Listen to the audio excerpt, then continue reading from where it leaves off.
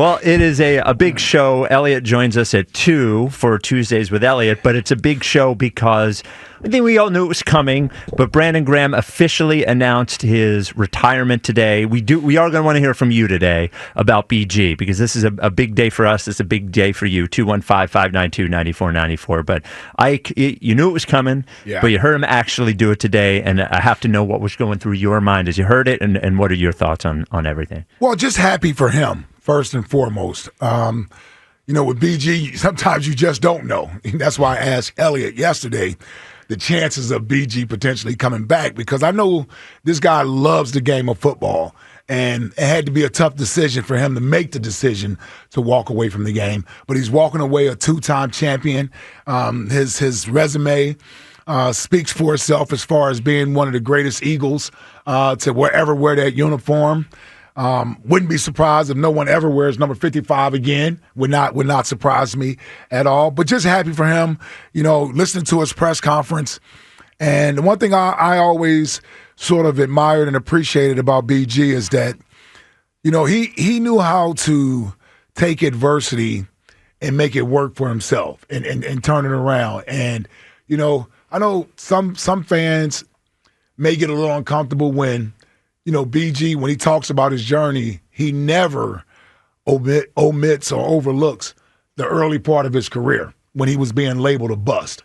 He doesn't harbor resentment from it, but he used it as motivation. He used it as something to help drive him to be better. He talked about that in his press conference. He talked about being held accountable by this fan base. And when you talk about how many great players have come through this organization that have worn that uniform, for him to be the guy who's worn it more than anyone and deliver in his time what he's helped to deliver. We talk about the Philly special being the best play or one of the greatest plays, and not just Eagles history, but obviously that Super Bowl game. Well, that sack on Tom Brady, in my opinion, was equally as big, if not bigger. When you talk about the biggest plays made in franchise history, help getting the franchise's first ever Super Bowl title, that sack on Tom Brady.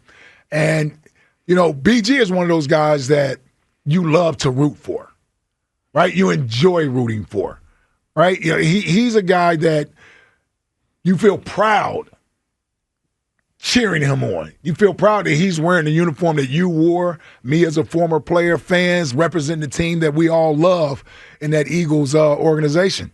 I feel happy for him. I feel happy for his family. He's a guy, I never lined up next to BG. I never played in the huddle with BG. I was never a teammate of BG's. And I just remember the day he got drafted. I remember interviewing him the day he got drafted with your dad when we talked to him. In 2010 at the pro shop when he came over. I still remember that. And we forged a friendship, even though I've never been a teammate of his all these years. And he's somebody I've talked to away from the game. He's somebody I got a lot of respect for and I got a lot of love for. So just happy for him that he's at peace with his decision to walk away from the game. It's not an easy thing to do. And there are so many memories that I can't wait to go through today talking about Brandon Graham. When you talk about a guy who played for the team that drafted him and ended his career for that team, that's a rare thing in this game, especially at that position. 15 years, man, BG, salute you, my brother. 215-592-9494. We'll take your thoughts on BG, his career, the fact that he decided to go out on top. The final game he will have played in is a Super Bowl win.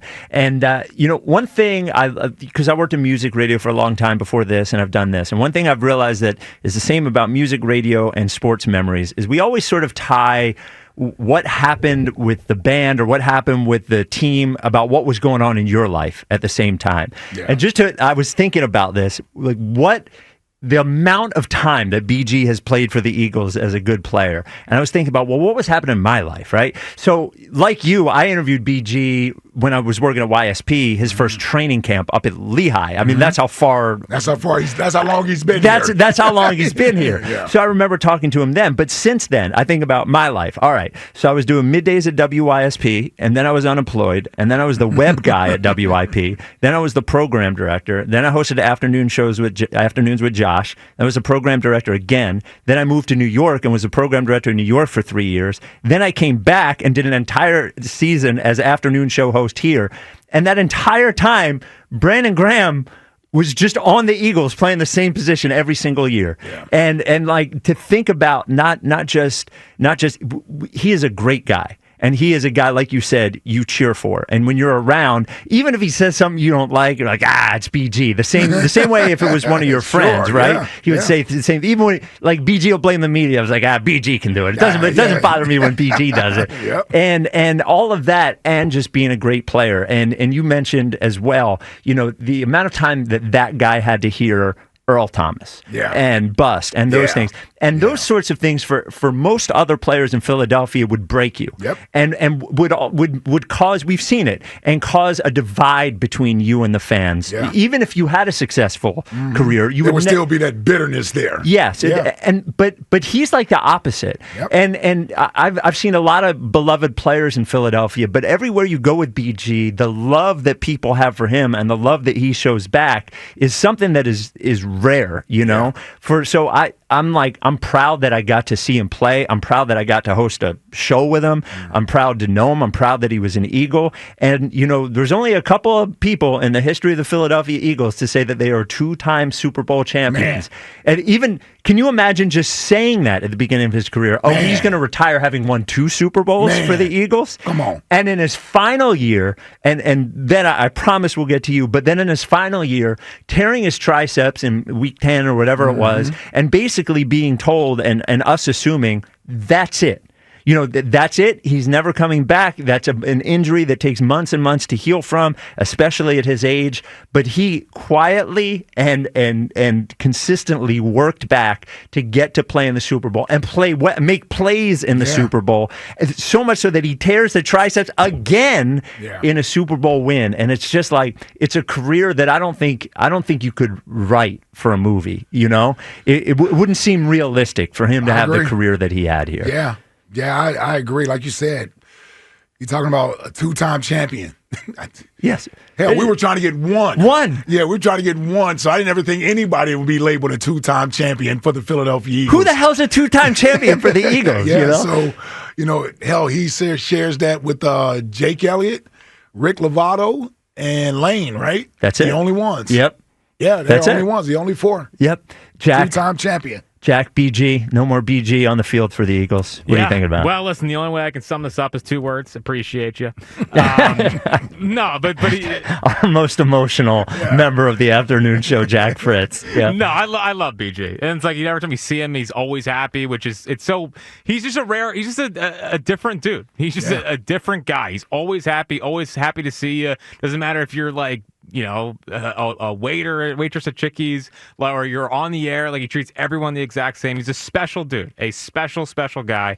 And I just think, like you mentioned, his journey, like, it was always Earl Thomas. It was always Earl Thomas this, Earl Thomas that. And I remember, was it like 2015-ish? Like, BG started breaking through, and I was like, he looks like a player. And then to have the moment against Tom Brady, and then turn into the icon he is now, and one of the faces of this franchise. He's remarkable. I love Brandon Graham. Would never say a bad word about Brandon Graham, and it was a great speech today. Like, it was BG. Like, the 10 minutes were captivating. They were captivating. He put a perfect bow on it. So love the dude, and thank you for your service. Yep, he didn't screw up the EAGLES. No, I know you would have never let him live that. I was looking at him. I was like, don't do it. I don't want to do it. I don't want to do it. Now, it wouldn't be the afternoon show if we didn't make a little bit of a joke of this. So for next question today, we will take your call on BG. BG left at the right time, right? Went out on top, but most people do not. So for next question today, we're going to ask you who stuck around too long. Who stuck around too long? Because BG did not. Jack, do you have someone who stuck around too long? Yeah, the one that comes to mind is Favre. It was so annoying every single year. Who's on the plane?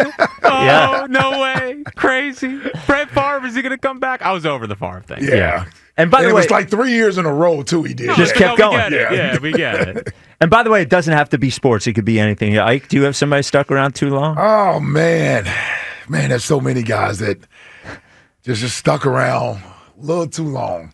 You know who I'm gonna go with, and he's a GOAT, but I think he stuck around too long.